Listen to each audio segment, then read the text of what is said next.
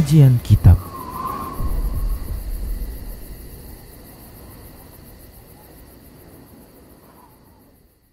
Assalamualaikum warahmatullahi wabarakatuh.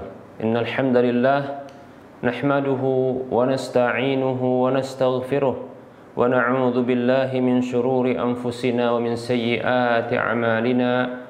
May yahdihillahu fala mudilla lahu wa may yudlilhu fala hadiya lahu. Wa asyhadu an la ilaha illallah wahdahu la syarika lahu wa asyhadu anna Muhammadan abduhu wa rasuluhu sallallahu alaihi wasallam. Qala Allah tabaraka wa ta'ala, ya ayyuhalladzina amanu taqullaha haqqa tuqatih wa la tamutunna illa wa antum muslimun. Ya ayyuhan nasu taqu rabbakumul ladzi khalaqakum min nafsin wahidah wa khalaqa minha zawjaha wa bassa minhuma rijalan katsiran wa nisaa'a wattaqullaha alladzi tasaaluna bihi wal arham innallaha kana 'alaikum raqiba. Ya ayyuhalladzina amanu taqullaha wa qulu qawlan sadida yuslih lakum a'malakum wa yaghfir lakum dhunubakum wa may yuti'illaha wa rasulahu faqad faza fawzan 'azima. Amma ba'd. Fa inna asdaqal hadits kitabullah wa khairal huda huda Rasulillah sallallahu alaihi wasallam wa syarrul umuri muhdatsatuha wa kullu muhdatsatin bid'ah wa kullu bid'atin dhalalah wa kullu dhalalatin finnar. Alhamdulillah, segala puji hanya untuk Allah, salawat dan salam kita ucapkan untuk Rasulullah sallallahu alaihi wasallam. Para pemirsa Rosyad TV dan para pendengar Radio Medan Mengaji serta para pemirsa media-media sunnah yang turut serta menyiarkan kajian ini. Kita lanjutkan pembahasan kitab Minhajul Muslim di bab yang keempat tentang ibadah, dan kita masih membahas tentang salat. Baik para hamba Allah rahimani wa rahimakumullah. Pada pertemuan yang lalu sudah kita sebutkan tentang hal-hal yang diwajibkan di dalam salat. Dan ini di sebahagian madhab atau pendapat terhitung sebagai perkara yang disunnatkan. Bahkan ya ada yang berpendapat hal itu adalah sunnah yang ghairu muakkadah, demikian.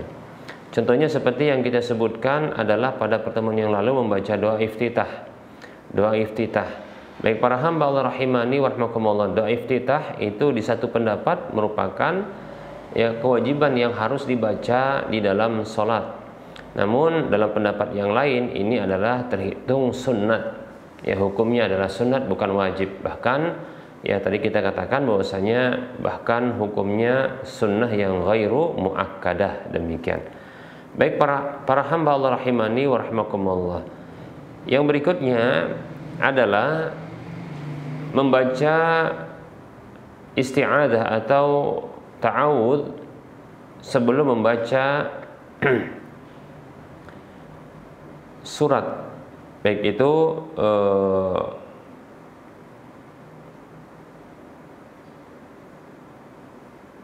yaitu ya membaca ta'awudz atau isti'adzah sebelum membaca surah Al-Fatihah, demikian ya.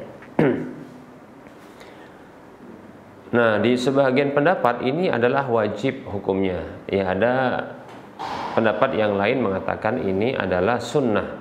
Bahkan ada yang berpendapat ini adalah sunnah ghairu muakkadah. Demikian para hamba Allah rahimani wa rahimakumullah.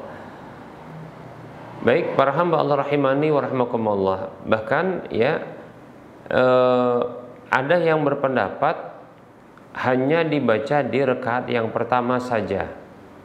Ya, membaca di rakaat pertama saja. Demikian. Jadi isti'adzah atau ta'awudz ini dibaca hanya di rakaat pertama saja. Namun ada juga yang berpendapat di setiap rakaat ketika hendak membaca surah Al-Fatihah, demikian. Baik para hamba Allah rahimani wa rahmakumullah. Dalilnya adalah firman Allah Subhanahu wa taala di dalam surah An-Nahl ayat 98. Surah An-Nahl ayat 98. Allah katakan, a'udzu billahi minasyaitonir rajim. Fa idza qara'tal Qur'ana fasta'id billahi minasyaitonir rajim. Allah berfirman yang artinya, maka apabila engkau membaca Al-Qur'an, maka mohonlah perlindungan kepada Allah dari syaitan yang terkutuk. Demikian. Nah, di dalam ayat ini ya terdapat perintah untuk berlindung kepada Allah dari syaitan yang terkutuk ketika hendak membaca ya Al-Qur'an. Demikian. Dan Al-Fatihah merupakan Al-Qur'an, ya. Dan hukum asal perintah adalah wajib, sehingga sebagian ulama berpandangan bahwasanya membaca isti'adzah atau ta'awudz, yaitu a'udzu billahi minasyaitonir rajim, ini merupakan hal yang diwajibkan, ya, hal yang diwajibkan. Demikian. Dan alasan berikutnya dikarenakan ya memohon perlindungan kepada Allah ini bisa ya menahan atau menghilangkan gangguan syaitan.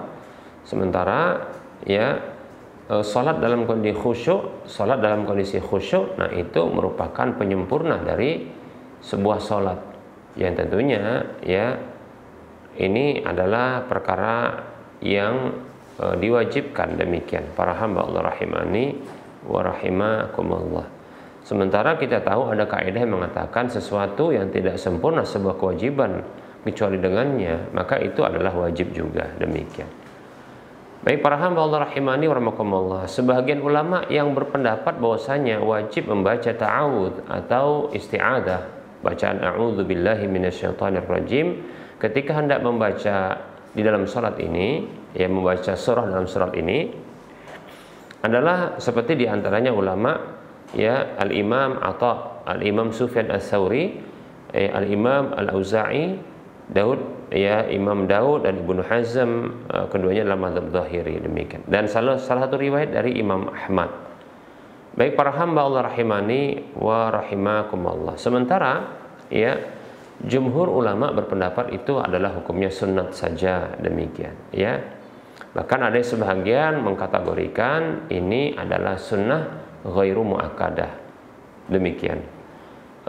Bahkan ya ada ulama yang tidak membolehkan membacanya, ya seperti Imam Malik berpendapat bahwasanya ya tidak dibolehkan untuk baca doa atau membaca ta'awudz ini di dalam salat. Baik para hamba Allah rahimani wa rahimakumullah, namun pendapat yang kuat wallahu taala alam adalah ya pendapat ya disyariatkannya membaca ya ta'awudz ketika hendak membaca Al-Fatihah di dalam salat. Baik para hamba Allah rahimani wa rahimakumullah. Nah, kita akan sebutkan ada beberapa bentuk-bentuk ta'awudz ya. Memilih salah satu darinya maka ini sudah mencukupi ya. Ada beberapa bentuk ta'awudz ya. Nah, kita akan sebutkan ada 3 bentuk ta'awudz ya. Yang pertama adalah membaca a'udzu billahi minasyaitonir rajim. A'udzu billahi minasyaitonir rajim. Pilihan yang kedua adalah membaca a'udzu billahi samii'il 'alim minasyaitonir rajim. Ya, maka ini juga boleh ya. Begitu juga membaca ya atau pilihan yang ketiga adalah membaca a'udzu billahi samii'il 'alim minasyaitonir rajim min hamzihi wa nafthihi wa nafsihi. Demikian. Baik para hamba Allah rahimani wa rahimakumullah. Nah, ini ditetapkan ya dari Nabi sallallahu alaihi wasallam sebagaimana yang disebutkan oleh Syekh Al-Albani rahimahullahu taala dalam Irwaul Ghalil. Baik para hamba Allah rahimani wa rahimakumullah.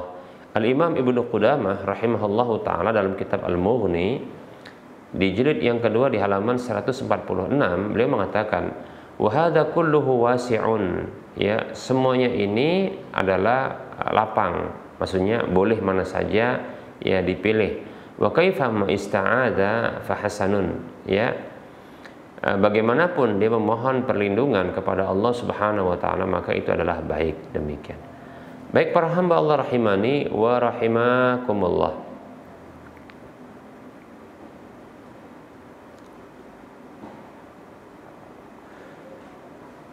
Perlu diketahui bahwasanya ya membaca ta'awudz ini atau a'udzu billahi minasyaitonir rajim ini adalah dipelankan ya, diperlahankan, disirkan. Demikian. Ya, karena hukum asalnya demikian. Ya. Tidak pernah dinukilkan, alasannya karena tidak pernah dinukilkan dari Rasulullah SAW bahwasanya beliau itu mengeraskannya. Demikian pula para khulafaur rasyidin, ya tidak pernah ya mereka itu dinukilkan dari mereka bahwa mereka itu ya mendawamkan atau memberlangsungkan membaca ta'awudz ini dengan keras, demikian ya. Hanya saja terkadang ya seorang imam itu boleh untuk mengeraskannya dalam rangka untuk mengajarkan kepada orang-orang ya bahwasanya hal ini adalah ya termasuk disyariatkan, demikian ya, sebagaimana Ibnu Abbas radhiyallahu anhuma ya pernah melakukannya ketika sholat jenazah, demikian. Baik para hamba Allah rahimani wa rahimakumullah.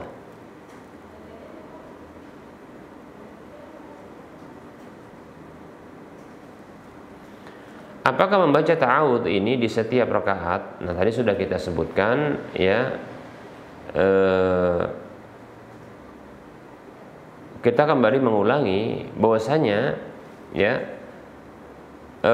cukup untuk membaca ta'awudz ini di awal rakaat saja. Ya, ada pendapat yang mengatakan demikian. Bahkan ini pendapat mayoritas dari para ulama, demikian ya. Sementara Imam Asy-Syafi'i rahimahullahu taala beliau berpendapat membaca ta'awudz itu di setiap rakaat, demikian. Bahkan ya Ibnu Sirin, Muhammad Ibnu Sirin rahimahullahu taala berpendapat itu wajib di setiap rakaat. Pendapat Muhammad Ibnu Sirin ya, beliau berpendapat itu wajib untuk dibaca di setiap rakaat. Demikian para hamba Allah rahimani wa rahimakumullah.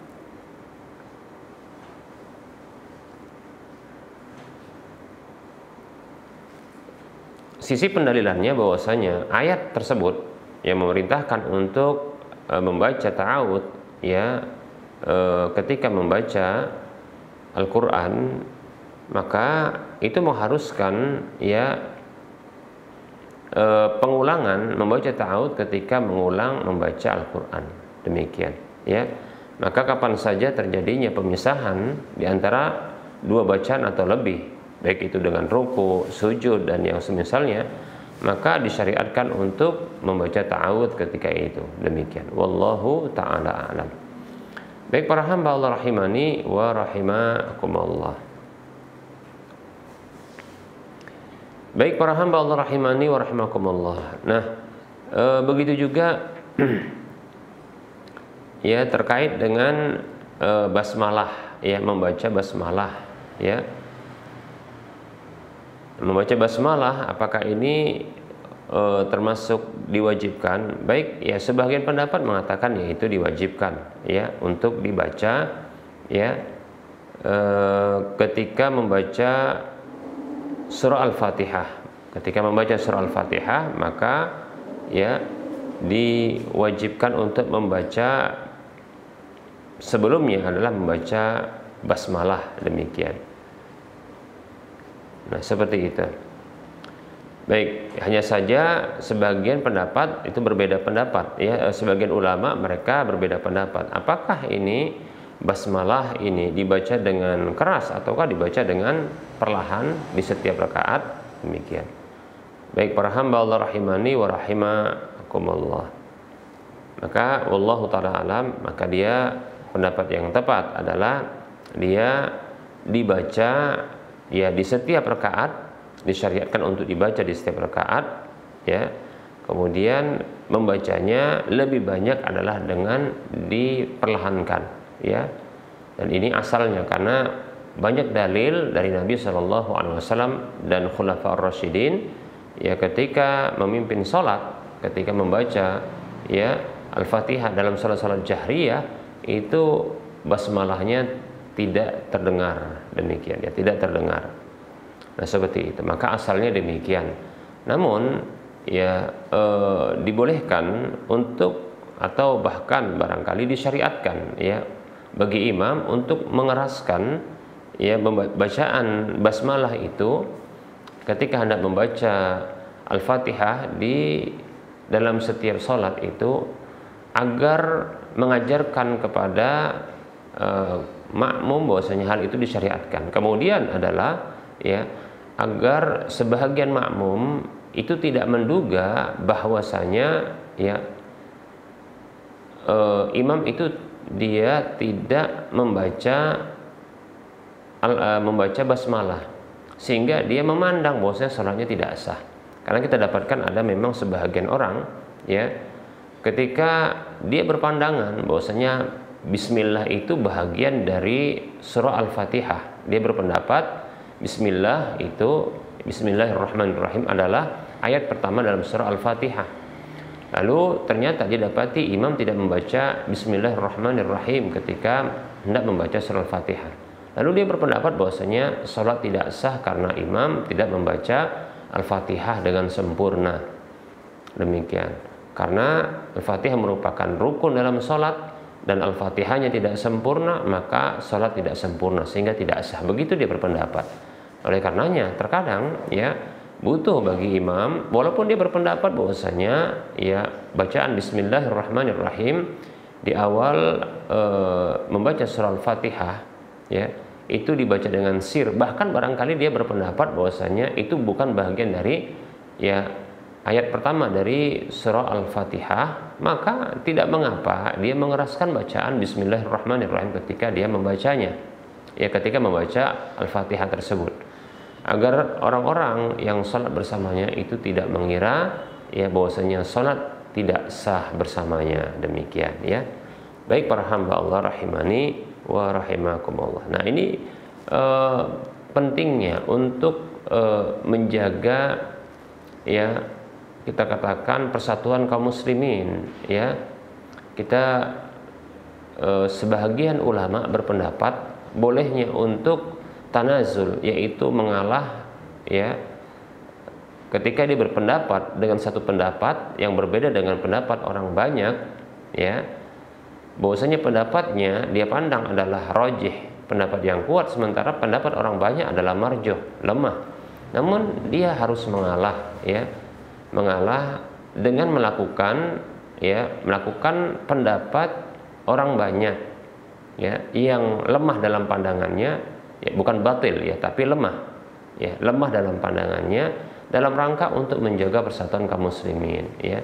Untuk menjaga barisan kaum muslimin. Demikian. Para hamba Allah rahimani wa rahimakumullah. Nah, ini sebagaimana yang dinyatakan oleh Syekhul Islam Ibnu Taimiyah rahimahullahu taala ya.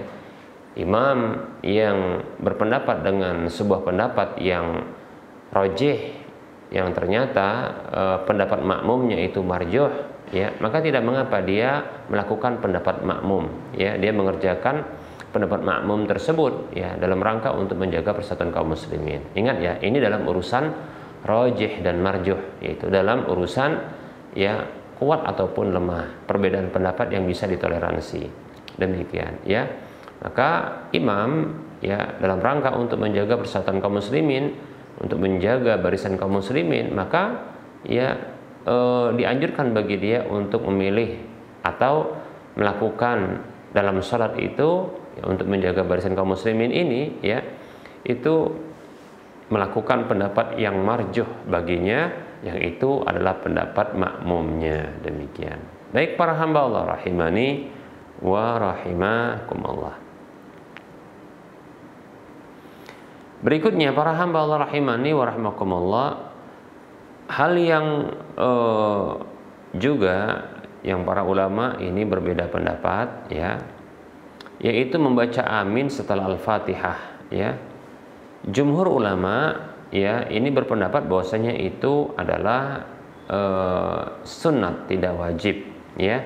Namun sebahagian ulama ya seperti Ibnu Hazm dan ulama yang sependapat dengan beliau ya, ini dihukumi ya adalah wajib. Demikian. Dalilnya ya adalah sabda Nabi Shallallahu Alaihi Wasallam yang dikeluarkan oleh Imam Al-Bukhari dalam kitab Sahihnya, Imam Muslim dalam kitab Sahihnya, dari sahabat Abu Hurairah radhiyallahu anhu, Rasulullah SAW bersabda, "Idza ammana al-imamu fa aminu fa innahu man wafaqa ta'minuhu ta'minal malaikati ghufira lahu ma taqaddama min dzambihi. Demikian. Nabi SAW bersabda, apabila imam itu membaca amin, maka aminkanlah oleh kalian, karena sesungguhnya siapa saja yang aminnya bertepatan dengan aminnya para malaikat, maka diampuni baginya apa saja yang telah berlalu dari dosa-dosanya. Demikian. Baik para hamba Allah rahimani wa rahimakumullah.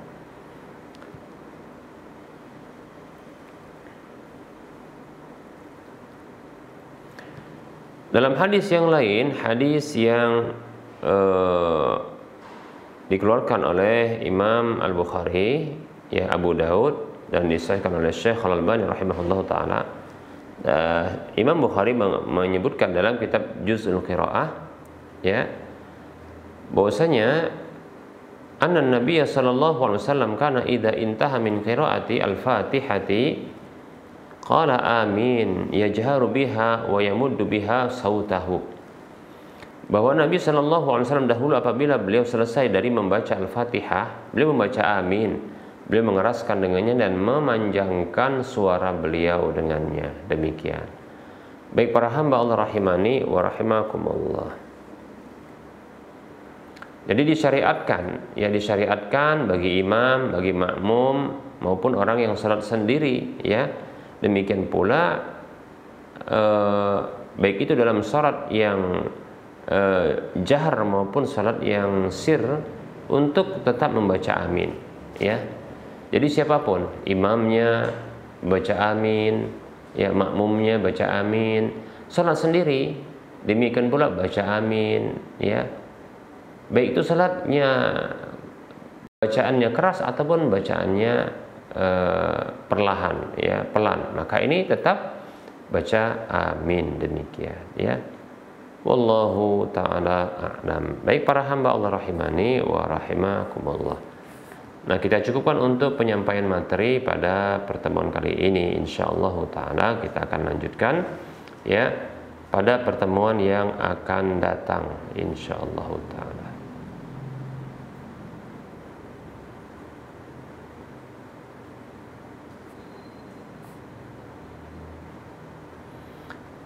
Untuk kelanjutannya kita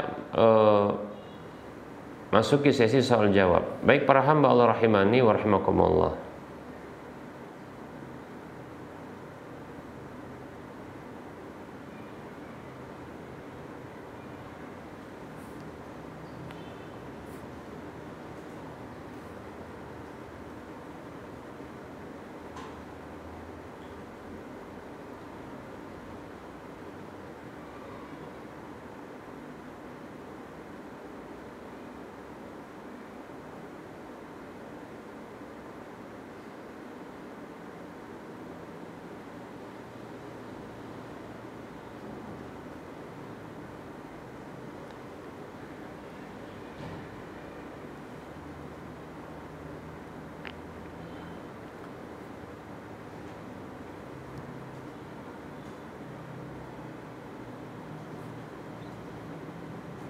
Baik, ada pertanyaan ini.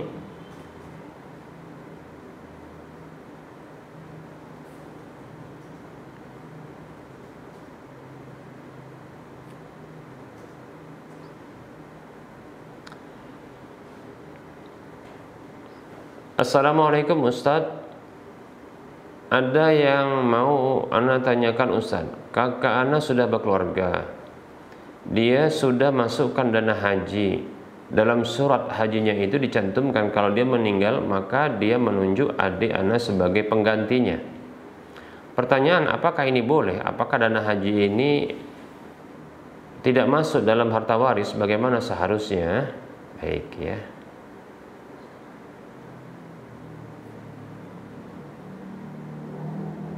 Berarti ini kakaknya sudah meninggal dunia, ya.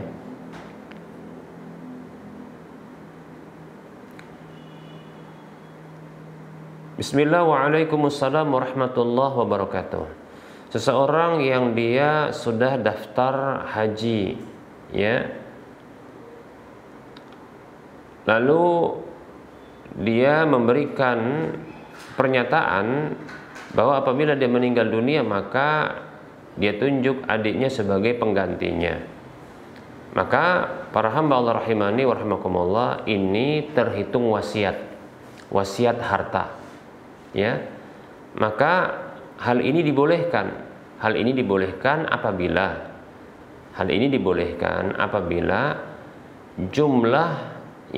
jumlah atau dana dari haji tersebut, ya, itu adalah sepertiga atau kurang dari sepertiga harta yang ditinggalkan, demikian, ya.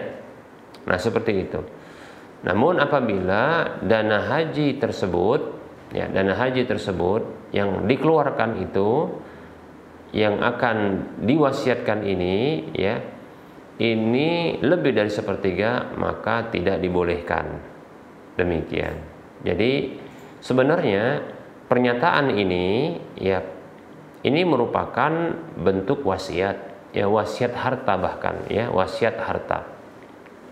Itu sebuah wasiat yang berkenaan dengan harta orang yang akan meninggal dunia. Dia wasiatkan sebelum wafatnya, ya, untuk nanti setelah wafatnya dikeluarkan biaya tertentu, demikian. Maka ini terhitung wasiat. Nah, hukum wasiat tentunya adalah wajib, ya. Hukum wasiat itu adalah wajib, ya.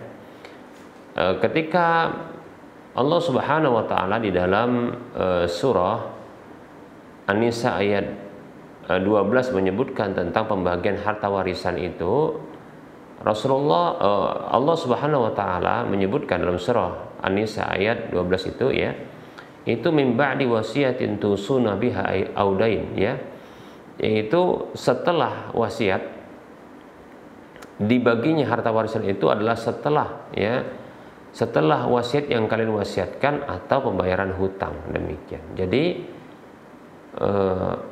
ini adalah wasiat, terhitung wasiat. Maka hukum asal wasiat itu adalah wajib, ya, dikarenakan itu termasuk adalah hutang kepada Allah Subhanahu wa taala. Hanya saja, ya, pendapat yang kuat adalah bahwasanya wasiat itu maksimalnya adalah sepertiga. Karena Rasulullah Shallallahu alaihi wasallam pernah mengatakan, ya, kepada salah seorang sahabatnya itu Khalid ibn Walid, ya, yang dia ingin mewasiatkan seluruh hartanya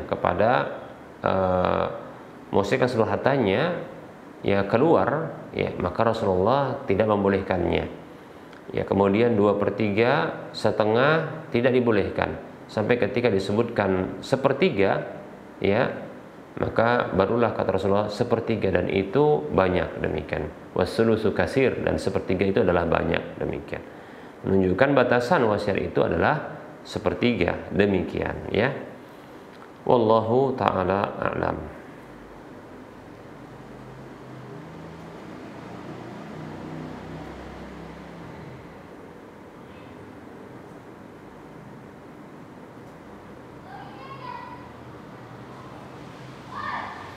Baik, ada pertanyaan.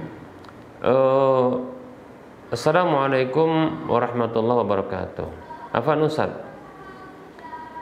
saya punya adik sepupu perempuan usia 10 tahun, belum haid, dan kedua orang tuanya sudah meninggal.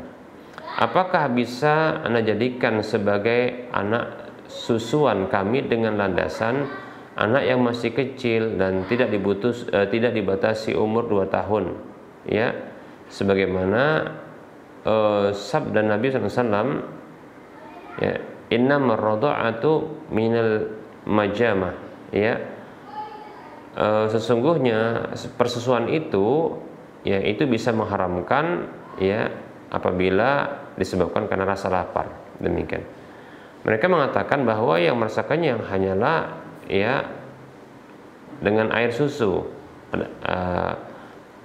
Mereka mengatakan bahwa yang merasakan yang hanya dengan air susu adalah anak yang masih kecil, sama saja apakah kurang dari 2 tahun atau lebih, demikian. Kebetulan istri Anda sebentar lagi akan melahirkan.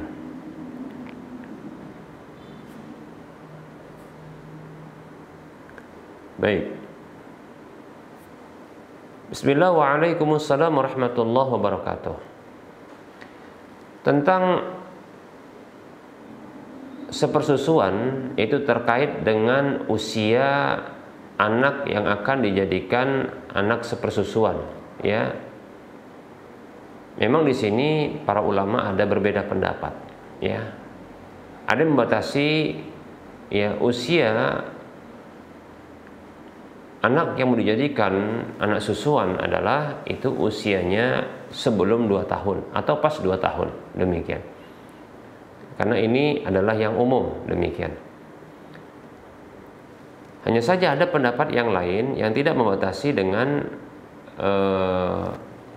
usia, ya, tidak dibatasi dengan usia 2 tahun, bahkan lebih dibolehkan. Nah, seperti itu. Baik, wallahu ta'ala alam. Kalaulah memang kebutuhan sangat mendesak, ya, kalaulah seandainya kebutuhan itu sangat mendesak,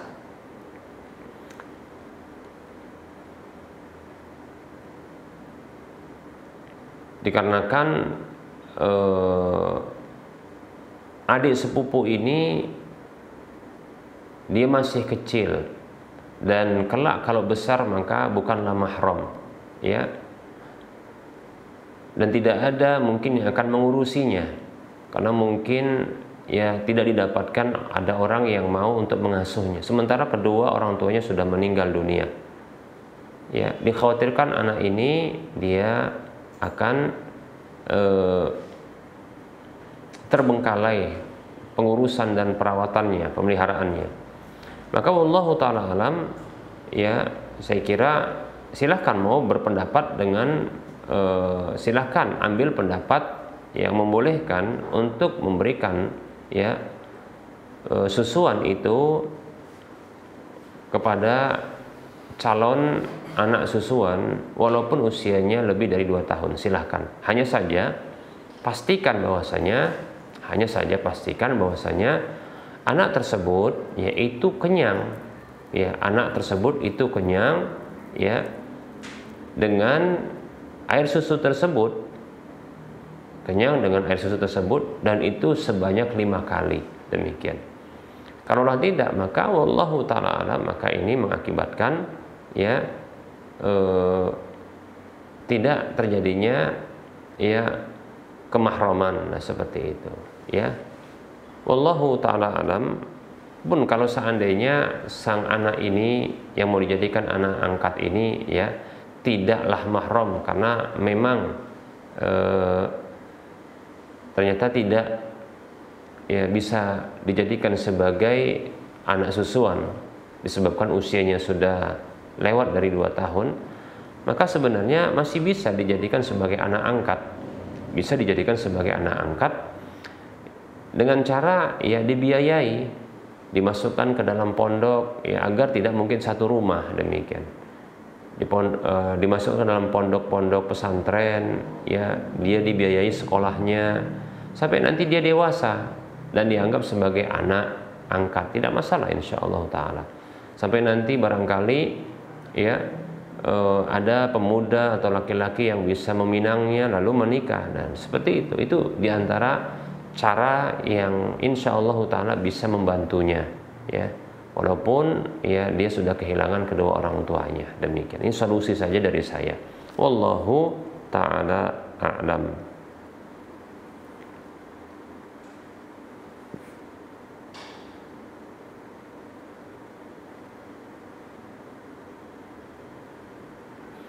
Baik, di sini ada pertanyaan berikutnya. Assalamualaikum, izin bertanya Ustadz, kalaulah kita melamar kerja terus keterima di sebuah kerjaan tempat A, terus sebelum masuk kerja di tempat kerja si A, kita ada lamaran lagi di tempat yang lain, ternyata kita keterima juga di tempat kerja B yang jauh lebih bagus. Yang saya mau tanyakan, Ustadz, saya sudah izin mau keluar dari tempat kerja si A, tapi kepala yayasannya mengeluarkan hadis tentang lamaran atau meminang. Ustadz, apakah sama dengan situasi yang saya hadapi Ustadz? Apakah hukumnya Ustadz? Apakah kita memilih pekerjaan yang jauh lebih baik Ustadz? Syukran, jazakumullahu khairan Ustadz. jawabannya. Karena mau pindah ya dari tempat A, ya tempat kerja A ke tempat kerja B. Tapi dari tempat kerja si A itu tidak ada akad sama sekali. Baik.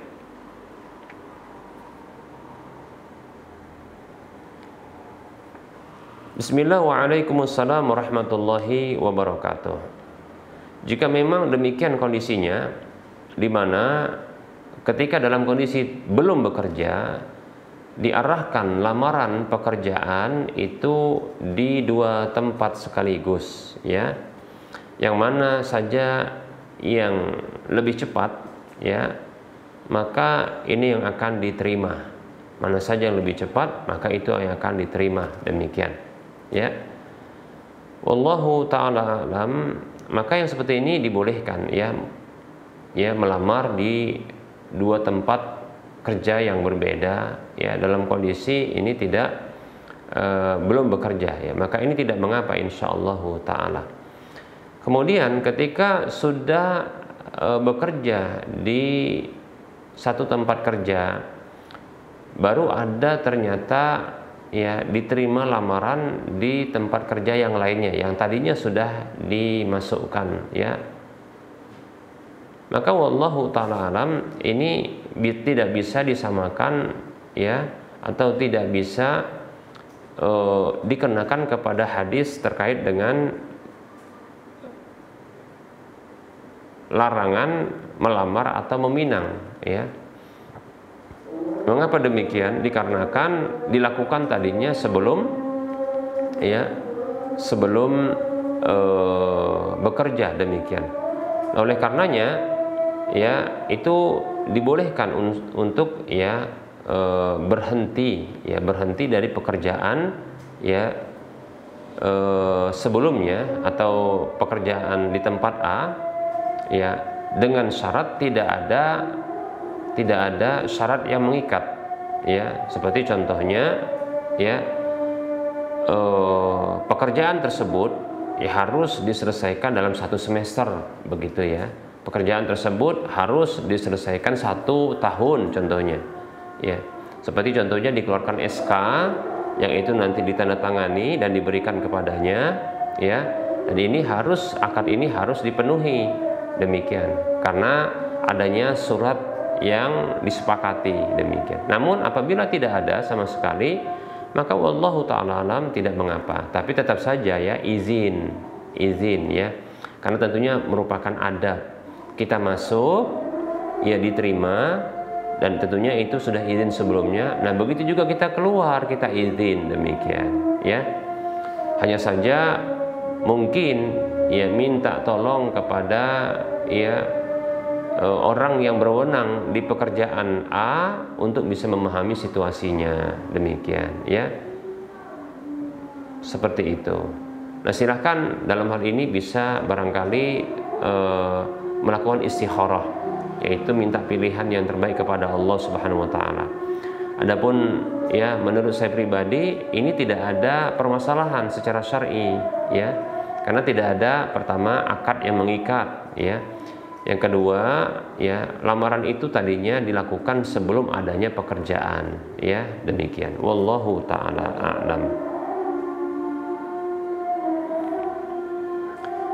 Baik para hamba Allah rahimani wa rahimakumullah, barangkali ini saja materi sekaligus, ya, jawaban untuk pertanyaan yang sudah masuk. Tentunya dalam penyampaian ini banyak kesalahan dan kekurangan.